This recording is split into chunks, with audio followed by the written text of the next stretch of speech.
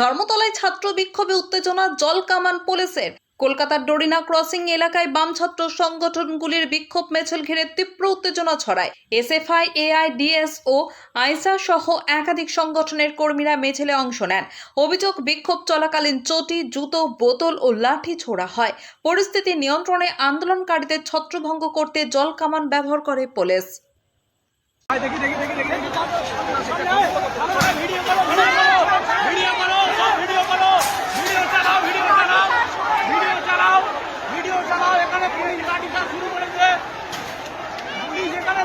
শুরু করেছে পুলিশ লাঠিচার্জ।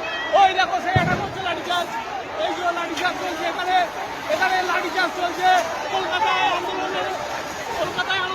আন্দোলনে লাঠিচার্জ করেছে পুলিশের লাঠিচার্জ শুরু হয়ে গেছে।